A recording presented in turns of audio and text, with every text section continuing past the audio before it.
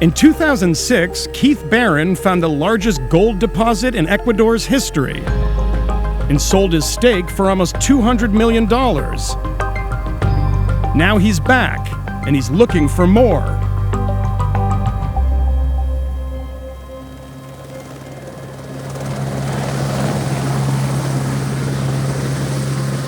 On paper, Keith Barron is the CEO of a publicly traded company called Urania. In reality, he's an actual gold digger. Hi, good to see you. Good to see you too. Barron's team of explorers is here in the middle of the Amazon because he spent a decade studying old Spanish maps and documents, which reference two lost cities in the jungle of Ecuador, Logroño and Sevilla de Oro, where the conquistadors mined gold in the 16th century. And Barron thinks the area could still be home to massive gold deposits. Unfortunately, it's not X marks the spot, and it's not super accurate, so we still have to do the exploration to find the places. The team spends up to 3 weeks at a time in the jungle, splitting open rocks and gathering samples. They're not expecting to find gold sitting on the surface. They're looking for geological clues that indicate there could be huge amounts of gold underground. This is what we call elephant country. It's never been explored before, so there's a chance to go and find an elephant-sized deposit. How much money would that be? Oh, way in the billions. Ecuador has a tortured history with foreign companies looking for riches in the Amazon. In the 70s and 80s, oil drilling in the jungle led to water pollution, soil contamination, and deforestation. It culminated in a multi-billion-dollar lawsuit against Chevron, which has been bouncing around international courts for more than 2 decades. So Ecuador is being a lot more cautious this time around. After Barron's last discovery in 2006, the country banned all exploration for nearly a decade while it created a formal system for collecting royalties and enforcing regulations. Las empresas en el Ecuador, por la ley de minería, tienen algunas condiciones que somos bastante estrictos frente a eso. El 80% del personal tiene que ser contratado en el Ecuador y además por normativa ambiental nuestra, por ejemplo, el agua tiene que ser devuelta a su cauce en el mismo estado que se encontró. 0% puede haber contaminación. Ecuador has licensed land concessions to 27 foreign companies, including Barron's. He pays about $2 million a year for the exclusive right to explore an area more than twice the size of New York City. In return, the country gets 50% of whatever he earns. El negocio minero se necesita mucho dinero en el inicio de un proyecto y hoy nosotros no tenemos ese recurso y además no tenemos la experiencia. Las cifras mundiales son de que cada 100 proyectos de exploración posiblemente uno termina en mina. But in the jungle, you need more than just the government's permission.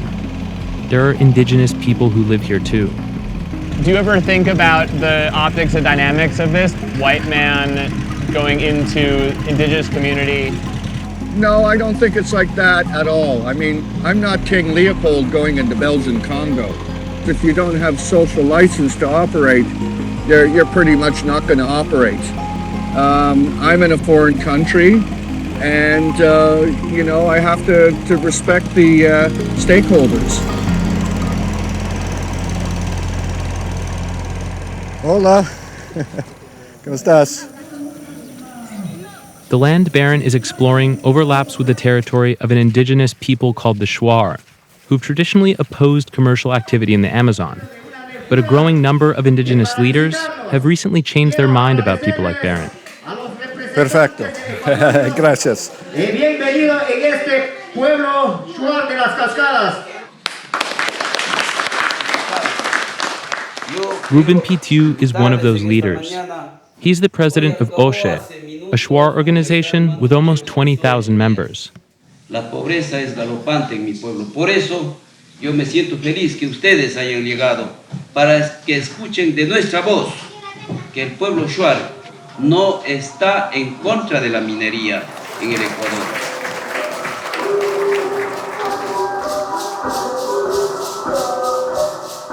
According to the mining law, 60% of Ecuador's royalties go to local governments.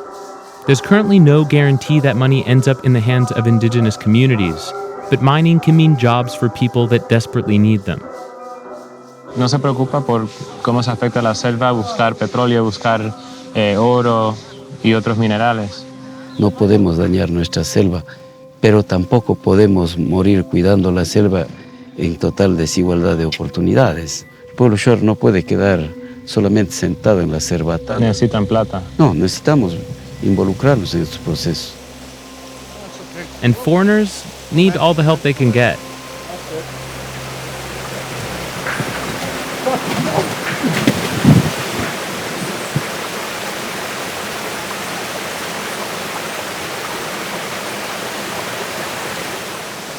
Okay, where are we going now? Climb up to the side of a waterfall. At this point, the team had seen enough to suspect there was gold in the area. But finding something called buggy quartz could mean they're standing right on top of it. Whoa, look at that.